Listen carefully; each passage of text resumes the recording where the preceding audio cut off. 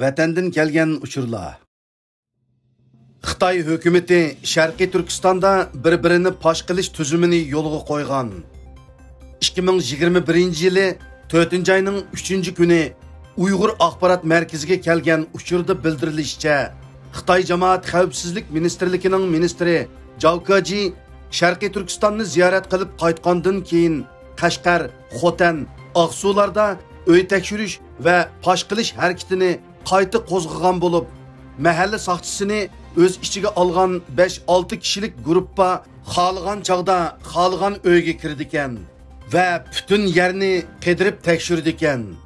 Ba'zi uylardan palto pichoq qatorliq narsalarni yig'ib elib chiqib ketadi ekan. Undan boshqa mahalla kadrlarining boshlamchiligida bir-birini pash qilish harakati qo'zg'agan bo'lib, hech kimga ishonolmaydigan bir vahimalik holat borliqqa kelgan. Uyg'urlarning an'anaviy uylari asosiy jihatdan vayron qilingan. 2021-yili 4-oyning 3-kuni Uyg'ur axborot markaziga kelgan uchurda bildirilishicha, Uyg'urlar eng zish o'ltiraqlashgan va madaniyat qo'yuq saqlangan joylardagi Uyg'ur an'anaviy uylari asosiy jihatdan vayron qilingan bo'lib, uy cheqilgan ba'zi Uyg'urlarga boshqa yerdan uy berganda 100 kvadrat metr o'rniga 40 kvadrat metr bo'yicha hisoblab bergan. Buningga rozi bo'lmaganlarni lagerga solaydiganligi bilan tahdid soladi ekan. Xitoy bloger o'ziga ishinib Sharqiy Turkistondagi ishlarni deb bergan Uyg'ur qizni soqchiga ma'lum qilgan. 2021-yili 4-oyning 3-kuni Uyg'ur axborot markaziga kelgan uchurda bildirilishicha, Weibo to'ridagi 100 necha ming agash kuchisi bo'lgan Haruko deb ism qo'yib olgan Xitoy bloger chet el shirkatlarining Uyg'urlarning majburiy amgikiga munosabatlik paxtini boyqut qilish harakatiga qarshi chiquvchi cho'lpon bo'lib, Sharqiy Turkistonda yuz berayotgan jinoyatlarni Amerikaning o'ydirmasi deb ishongan. Uning agash kuchilari ichida bir Uyg'ur qiz bo'lib, Uyg'ur qiz Xitoy blogerga ishinib o'z oilasining kechmishini, dadasining va akalarining tutilib ketganini deb bergan. Xitoy bloger bularni anglab yig'lab ketgan va u yerlarda nimalarning bo'layotganligini so'ragan. Xitoy bloger Uyg'ur qizdan anglagan ba'zi ahvollar orqali chet el taratqullarining xabarlarining balkim ba'zi asosi borligi haqida ko'z qarashlarini o'rtoqlashgandan keyin agash kuchilarining qattiq hujumiga duch kelgan va Uyg'urlarga yon bosgan xoin deb ayblangan. O'z agash kuchilaridan kechirim so'rabmi hujumdan qutulolmagan Xitoy bloger oxiri o'ziga ishinib gap qilgan Uyg'ur qizni oshkorlab soqchiga ma'lum qilgan.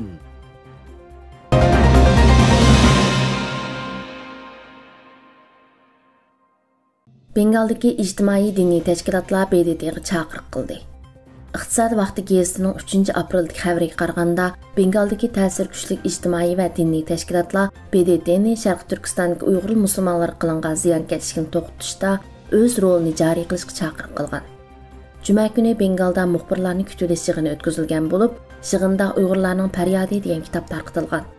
Yig'in qatnashuvchilar musulmonlar dunyosining Xitoy Kommunistik partiyasining Sharq Turkistonda ilib borgan vahshiyligiga hozirgacha sukut qilganligini ayblagan va Birlashgan Davlatlar Tashkiloti vakillari o'mikining Sharq Turkistonni tekshirishiga ruxsat qilinish kerakligini o'ttirib qo'ygan. Xabarda yana zarur tepilganda Saudiya Arabiston, Turkiya, Misr va boshqa davlatlarga elchixonalarga Uyg'urlarga qilingan ziyonkashlikni to'xtatish uchun isbot ko'rsatilganligini tilga olgan. Yaponiya Xitoyni Uyg'urlarning va Hong Kongning ahvolini yaxshilashga chaqirdi. Wall Street Journal'ning 5-apreldagi xabarida ma'lum bo'lishicha, Yaponiyaning diplomatiya ministri Xitoy hukumatini Uyg'urlarning ahvolini yaxshilashga va Hong Kongdagi bostirishni to'xtatishga chaqirgan. Tokio Washingtonning yaqin ittifoqdoshi bo'lsa-mu, ammo hozirgacha eng chong savdo hamrohi bo'lgan Xitoyni g'azablantirib qo'yishdan ehtiyot qilib, Amerika va boshqa davlatlarga qo'shilib Xitoyga jazo yurgizmagan. Tokiodan kelgan bu favqulodda uchurning Yaponiya bosh ministri Yoshihide Suganing 16-apreldagi Amerika prezidenti Bayden bilan bo'lgan uchrashuvdan burun o'ttirg'i chiqishi kishilarning diqqatini qo'zg'adi. Xabarda yana dushanba kuni Yaponiya tashqi ishlar ministri Toshimitsu Motegining Xitoy tashqi ishlar ministri Wang Yi bilan telefon suhbat olib borganligini bayon qilgan bo'lib, Xitoy hukumatı burunqiga o'xshashla hech tap tortmasdan Sharqi Turkistondagi kishilik huquq dafsanchiligini inkor qilgan va Yaponiyaning Xitoyning ichki ishlariga aralashishiga qarshi turgan. Amerika 2022 yillik qishliq olimpik tənərkət müsabiqəsini boykot qilishni o'ylashyapti. Forbes jurnalining 6 aprellik xabariga ko'ra, Xitoy Kommunistik partiyasining kishilik huquq dafsanchiligiga qarshi xalqaro inkoslarning barg'ansir kuchayishiga ergashib, Amerika hukumatı Xitoyda o'tkaziladigan 2022 yillik qishliq olimpik tənərkət müsabiqəsini boykot qilishni o'ylashgan. Amerika Davlat İşleri Məhkəməsinin bayonotchisi Ned Price'ning bildirishicha, agar boshqa davlatlarmi bu qitimliq olimpik tənərkət müsabiqəsiga qatnashishdan o'zini chetga olsa, Amerika hukumatining bu musobaqani boykot qilishi mumkin ekan. Bu bayonot Davlat İşleri Məhkəməsinin yillik kishilik huquq doklati e'lon qilinib, bir haftadan keyin o'ttirib chiqqan bo'lib, bayonotda Xitoyda Sharqiy Turkistondagi Uyg'urlarni vahshiylarcha bostirishni va Wuhanda Xitoy virusining tarqalganligini xabar qilgan 4 muxbirning yo'qolib ketganligini ayblagan. Yevropa-Xitoy munosabati xirisga duch kelmoqda. Reuters agentligining 7 aprellik xabaridan ma'lum bo'lishicha, Xi Jinping chorshanba kuni Germaniya bosh ministri Angela Merkelga Xitoy hukumatining Yevropa-Xitoy birlashmasiga munosabatida turli xirisga duch kelganligi va Yevropaning mustaqil to'g'ri hukm chiqarishini umid qilganligini aytgan. Xi Jinping yana Yevropa ittifoqi bilan Xitoy hukumati bir-birini hurmatlashi, bir-birining ichki ishiga aralashishni tugatib, o'rtaq hamkorlashish kerak deb bildirgan. Xabarda ko'rsatilishicha, Yevropa ittifoqi oldingi oyda Sharqiy Turkistondagi kishilik huquq dafsanchiligi sababidan Xitoy amaldorlariga qarata jazo yurgizgan bo'lib, Xitoy bu ayblashni rad qilgan va orqadanla Yevropa ittifoqining bir qism parlament a'zolari va o'rinlarini qor tizimiga kirgizgan. Xabarda yana Merkel bilan Xi Jinpingning Xitoy virusi vaksinasini ishlab chiqarish va tarqatish, iqtisodiy hamkorlikni kuchaytirish va klimat o'zgarishi to'g'risidagi masalalarni muzokara qilganligi tilga olingan. Sharqiy Turkistondagi 2 sobiq amaldor o'limga hukm qilindi.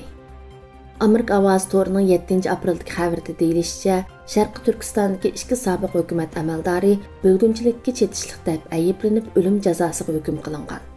Sobiq ma'rif amaldori Sattar Saud milliy bo'lgunchilik, terrorlik va diniy ashqunlikni Uyg'ur tilidagi maktab darsligi kirgizgan deb ayblangan bo'lsa, Sharqiy Turkistondagi rayonlik adliya bo'limining boshlig'i Sherzod Bowdun Birlashgan Davlatlar Tashkiloti tomonidan terrorlik tashkiloti tizimiga kirgizilgan Sharqiy Turkiston islom harakatining a'zolari bilan til biriktirish, shundaqla qizining to'yida qonunsiz diniy faoliyat bilan shug'ullanish degandek jinoyatlar bilan ayblanib, o'lim jazosiga hukm qilingan.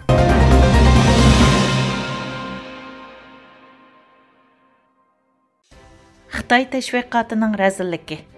Xitoy hukumati tashviqot bo'limi 2021 yil 3 oyning 30 va 31 kunlari Urumchida yig'in ochgan bo'lib, 4 oyning 1 kuni CGTN xalqaro kanalida Qorong'uliqdagi urush, Xinjiangdagi terrorlikqa qarshi kurashdagi Xirislar nomli filmni tarqatganligini e'lon qilgan.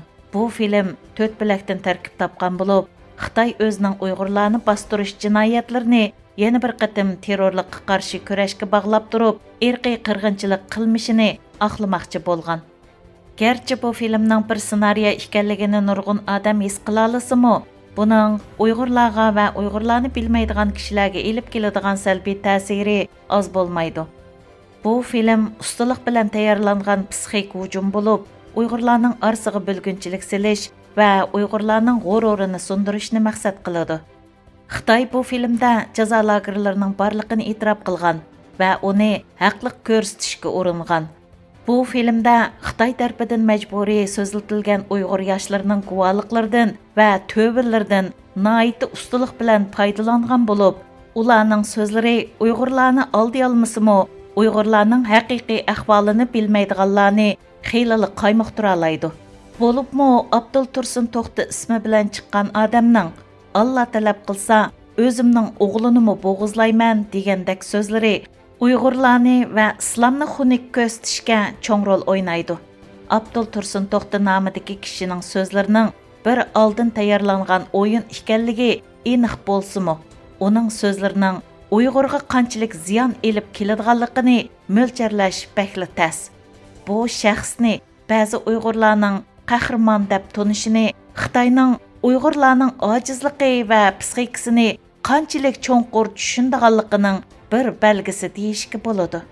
O'z dinini tushunadigan va e'tiqodi durust bo'lgan hech qanday musulmon Xitoyning tashviqotiga moslashib, o'z xalqiga ziyon bo'ladigan ishni qilmaydi.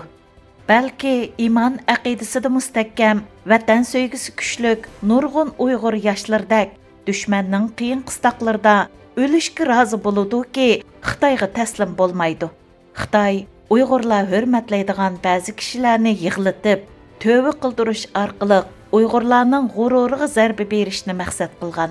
Gerçi hamma Uyg'ur degidek, o'sha kishilarning qiyin qistaq ostida shunda qilganligini bilsimi, ammo uni ko'rgan har qanday Uyg'urning ruhiyatida ig'ir davolg'ishlar bo'ladi.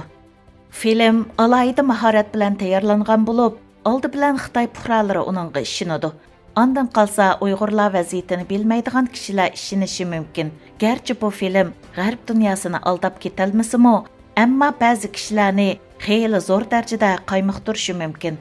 Bo'libmi Xitoyning Uyg'urlarni xalqaro terrorlik bilan bog'lab qarlishi har qachonqadek oz to'la bo'lsa-mu, utuqliq bo'lishi mumkin. Uyg'urlarga qarata Xitoy psixik hujumini nishon qilgan bo'lib, bu filmni ko'rgan Uyg'urlarda o'zini kamsitish va umidsizlik tuyg'usi paydo bo'ladi. Xitoy bu orqali Uyg'urlardagi sharaf, nomus tuyg'usini ojizlashtirishni, Uyg'urlarning qahramonligi bo'lgan tushunchasi va milliy vijdoniga bo'lgan o'lchimini tuvallatishni va qalaymaqonlashtirishni planlagan. Xitoy bu film orqali Uyg'urlar ichida talash tortish va bo'lgunchilik paydo qilg'ili bo'ladi, hamda vatan ichida yoki sirtida bo'lsin, bir-birsiga ishonmaydigan qilg'ili bo'ladigan ruhiy holat yaratqili bo'ladi deb qaraydi. Xitoy 70 yildan buyon shuncha bostiribmi, Uyg'urlarning Xitoyni past ko'rdigan milliy ruhini va g'ururini sundira olmagan bo'lib, Xitoy eng qo'rqadigan narsami shu edi. Halbuki Xitoyning bu film orqali maqsadiga yetolmaydiganligining yana nurg'un sabablari bo'lib, muhim bo'lgani Xitoyning boshqalardan farqli bo'lgan dunyo tushunchasi asosida Uyg'urlarga chaplagan tuhmatlari osonli pash bo'lib qoladi. Xitoyga jinoyat bo'lib tuyulgan nurg'un ishlar dunyoning boshqa joylarida eng asosiy insonlik huquq bo'lib, Xitoy bu nuqtani hargiz tunib yetolmaydi. Xitoy ig'ir jinoyat va terrorlik deb tonigan Uyg'ur darslik kitoblaridagi mazmunlar amaliyotda Uyg'ur ma'rifchilar tarafidan Xitoyning qonun tuzumlari yo'l qo'ygan doirada tuzib chiqilgan Uyg'urlarning madaniyati va tarixini tunishtiradigan normal o'qishliq. Xitoyning jinoyat qarshi va baxt tushunchasi Uyg'urlar shundaqla erkin dunyodagi boshqa insonlar bilan butunlay o'xshamaydi. Agar Xitoy jinoyat pakti va terrorlik manbasi deb qaragan darsliklarni isbot qilib, Uyg'urlar bilan Xitoylar o'ttirsida bir xalqaroliq da'vo ochilsa, Xitoy butunlay rasvo bo'lgan bo'ladi.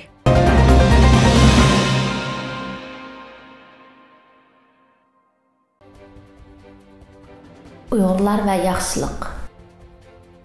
Uyg'urlar o'zlari muhtoj turug'liq boshqalarga bera oladigan va yaxshilik qila oladigan millat. 2017 yil boshlangan cho'ng bostirishning oldidagi vatanning ahvoliga qaraydigan bo'lsak, xalqimizning nurg'un qiyinchiliklari yanada o'zimizdan tashkillangan saxovatchilar va xolis fidokorlarning kuchi bilan hal bo'lib mangan. Bugungi kundami har qaysi davlatlarda yashayotgan Uyg'urlarning nurg'un masalalari yanada o'zaro yordam va xayr-saxovat yo'llari bilan hal bo'lmoqda. Chet ellarda yashayotgan Uyg'urlar o'zlarining kimligini va madaniyatini saqlab qolishda o'zlari barpo qilgan xayr-saxovat organlarining yordami nihoyat muhim rollarni o'ynaydi. Hozir mush maqsad bilan qurilgan va ilgarilayotgan fondlarning biri sifatida Uyg'ur Yar fondini alohida tilga olishga bo'ladi. Uyg'ur Yar fondi eng dastlab 2017-yili Turkiya, Norvegiya va Amerikadagi bir qism g'oyali kishilar tomonidan qurilgan bo'lib, ular dastlabda Uyg'urlar ichida familiyani umumlashtirish va Turkiyadagi Uyg'ur o'quvchilarni iqtisodiy yordam bilan ta'minlashni nishon qilib ish boshlagan. Uyg'ur Yarning eng dastlabki ko'rinarli ishi Misrdan qochgan bir qism o'quvchilarga yordam berish va ularni Turkiyada o'qishga o'rinlashtirish bo'lib, 63 nafar kishiga aeroplan bildi. 35 kishiga Turkiya vizasi elib berib, ularning bexatar davlatlarga ketilishiga yordam qildi. Shuningdek keyin Uyg'ur Yar Turkiyani asos qilib, qiyinchiligi bor Uyg'ur o'quvchilarga o'qish yordam pul berish qatorliq bir qator atrofli planlarni yo'lga qo'yib, dunyoning har qaysi joylaridagi Uyg'urlarning iqtisodiy yordam bilan o'z planlarini amalga oshirib kelmoqda. Uyg'ur Yarning iqtisodiy yordami bilan magistrlik va doktorlikni bitirganlar xalqimiz uchun o'nimli xizmatlarni qilmoqda. 2019 yılı Uyghur Yar Xalqaro Kishilik huquq fondiga iltimos qilib erishgan pul bilan Xitoyning vatanimiz Sharq Turkistonda yurgizilayotgan lager siyosatining ziyonkashligiga uchirg'uvchilarning arxivini turg'izish turini muvaffaqiyatli o'rindab 4572 arxiv turg'izib chiqqan bo'lib, matbuotlar va kishilik huquq organlarining foydalanishi uchun berilgan. Uyghur Yarning asosiy xizmatlaridan bo'lgan o'qish mukofoti, aspirantlik, doktorlik va boshqa turdagi o'qish mukofotlarini berishni izchil davom qilayotgan bo'lib, hozirgacha 200 dan ortiq o'quvchiga 700 ming liradan ortiq mukofot berilgan. Uyghur Yar 2021 yili virus mazgilidagi qiyin kunlarda internet muhitida o'qishni normal davomlashtirish uchun Turkiyadagi 50 dan ortiq o'quvchiga tablet elib bergan. Uyghur Yar zulmdan qutulib chiqqanlarning ichidagi o'rindan dastur xalqaro matbuotlarning oldida beshidan o'tganlarini anglitishga jur'at qilgan qahramonlarimizga amaliy ahvoliga asosan 2020 yili 20.200 lira iqtisodiy yordam bergan. Uyghur Yar Asad Sulaymon nashriga tayyorlagan 20-asr Uyg'ur tarixida aytilmagan hikoyalar yurishlik asarlardan Abdurim Aysa va Uyg'uriston tushining barbod bo'lishi, siyosiy sahnadagi Zakirovlar 1937, 1957, 2017 asarlarlik asarlarni nashr qilib, o'qirmanlar bilan yuz ko'rishdi. Uyghur Yar vatandan kelgan bir turkum maxfiy hujjat va arxivlarning xalqaro dunyoga oshkorlanishiga turtki bo'ldi. Fidokorlarning tirishishi va xalqimizning qo'llab-quvvatlashi bilan Al Jazeera, BBC, Vice, Sky News, New York Times, Washington Post, CNN, DW qatorliq nopozliq va o'qirman ko'rurmanlari ko'p televizor va gezi jurnallar bilan xalqimiz orasida ko'rik bo'lib, har taraflar bilan aloqalashib, axborotlarda chiqishni xohlaydigan, o'z dardi va qarindoshlarining zulmini dunyoga oshkorlashni xohlaydigan 150 dan ortiq qarindishimizni muxbirlarga tunishtirdi. Axborotchilik xizmatida Uyghur Yar qarqash hujjatlarini dalollash, axborotlashtirish va dokladga aylantirib sunish qatorli xizmatlarni qildi. Aqsu tizimlikini dalillashga yetakchilik qilib, avvatliq Uyg'urlarning yordamida taratqularning diqqatiga sundi. 4577 kishining arxivini Uyg'ur sud kollegiyasiga paket qilib sundi. 2020 yili Arabcha taratqular bilan aloqa qilib, Alan televiziyasida Uyg'ur yoshlarining va o'lmalarning tutqun qilish masalasini Arab dunyosiga anglatdi. Bu tirishchanlik natijasida Saudiya Arabistonda hajga berib tutqun qilingan Hamdullah Vali va Nurmuhammad Oğuz masalasini kishilik huquqni kuzatish tashkiloti bilan aloqa qilib, dastlabki qadamda qaytarmaydiganlik xabariga erishdi. Uyghur Yar fondi qilgan ishlar buninglik bilan cheklanmaydi. Ammo xalqimizga texnik foydali xizmatlarni qilishda yanada iqtisodiy qiyinchilikqa duch kelmoqda. Muborak Ramzon oyida Uyghur Yarni moddiy va ma'naviy jihatdan qo'llash, xalqimizni asoratdan patroq qutuldirishda o'z burchingizni ado qiladigan yaxshi fursat bo'lib qoladi. Aldıda Veslidin özge kerekmez Manı canan aldıda Arzuyum senla irorsen Ten bilen can aldıda Bir gülü rena irorsen Bağı bostan aldıda Ta ziyaret kılmasam men Seni imkan aldıda Yüzlerim şermende bolsun, Tanla subahan aldıda. Dünyaga ten eylemeymen, Tağlarının taşını, Seni dep taşqa koşar men, Düşmanının başını, Sen üçün derya iqtsam, Şum rakipler yaşını, Mümkün olğaymu körüşke, aygı oxşaş qaşını, Qara bəxtim aq bulurdu, şundur Rəhman aldıda. Sen idin dünyada bir hüsnü güzel nazuk beden, İkimizde bağlanış goya ki erdi canu ten. Ah! Güzel yar oynagan Qashqar kuchar yerken Nimeler boldi ikin iflos oyoqda pok vatan. Sen uchun ko'zga ko'rinmas qancha qurbon oldida.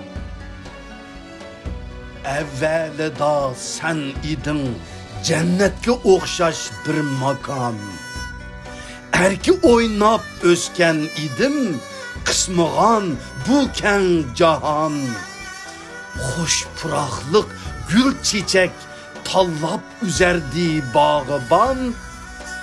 Abroyunu saqlar idim men bo'liban pasiban. Düşmenin köz tikmez erdi şir ve kaplan aldıda. Men u çağda sendin ayrılmaqni asla kütmeyen. İhtiyat kılgın raqibdin dese hergiz bütmegen. Çünkü ısık ve soğuk uçaq beşimdin ötmegen. Argım akımni efendi qavrida ürkütmegen.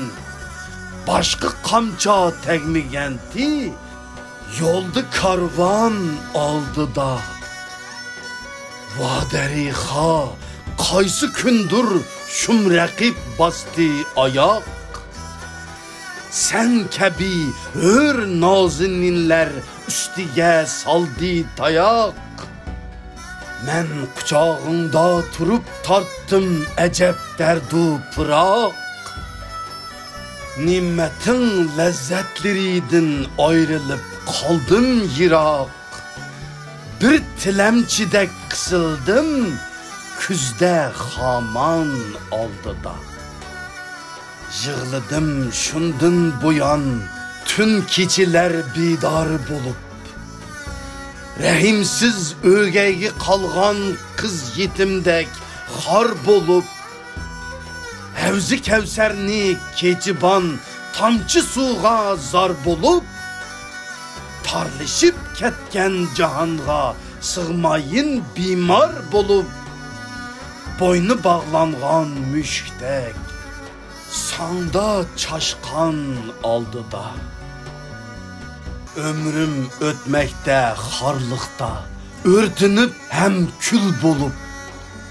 At işekler ornuda, düşmenleringe kul bulup. Takdir pişane şu mikin dep, satsa belki pul bulup.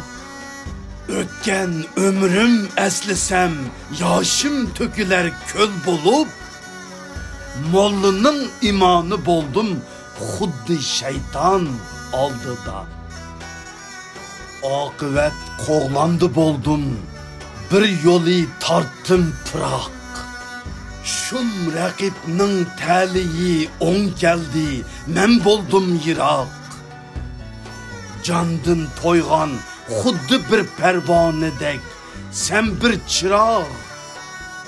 Kunmu kun arttı sana ko'ngilda bo'lgan ishtiyoq. Tamçı suğa zar boldum, behri umman aldıda. Meyli men barğunca yırtquşluq bilen xalqimni at. Meyli mehbub başıda qanlıq qiliching parqirat. Meyli vahşilik bilen ademçilik ongni yo'qot. İntiqam alğun seningdin ta canım tende hayat. Hiç kaçan adem yenilmez, vahşi hayvan aldıda. Tart kolunu vahşi düşmen, tehi cinim tende ba. İnşallah pat yıkında seni kılğım tarımar. Ey kelit çapsan yokal, güzel yerimni kılma tar. Sen qara zulmetni yo'qotsam, saadet tong atar. Kun nurin ko'rsatmagan sen, perde osmon oldida. Kurishim hech to'xtamas, ta qatri qonim qolgucha. Ta'siringni yo'q qilurman, qalbim aram olgucha. Azroil bitti işin deb toki jonim olgucha ten sovup yürek tomur qon harakat to'xtalgucha shunda avlodim turar da'voga sulton oldida men borurmen ey nigorim sen umidni uzmagin düşmaningni ur faqat erkingina yurgizmagin oldinib düşman bilan sen ayshi ishrat tuzmagin shum raqibga bog'larimning mevasin uzgizmagin pat yaqinda tepsharmiz gül güliston oldida emasman düşmanimning qonini oqqizmisam xoinlarning aybini ko'ksiga taqqizmisam ot zaharlik nashtar ila o'zini chaqqizmisam allay etib yer bo'shikda hammasin yotqizmisam shunda mard nomini olg'um shohi mardon oldida dardlik dil hech to'xtamas sirliq qalam qaynab yozar dardlarimni eshitsa Xizrmu tasbihidin azar chunki ol badbaxt raqiblar millatimga go'r qazar mayli o'lsam so'ygu yo'lida tenim bo'lg'ay mazor kurashim ortar teximu qiz va o'g'lon oldida mikrofon oldida Qaraxon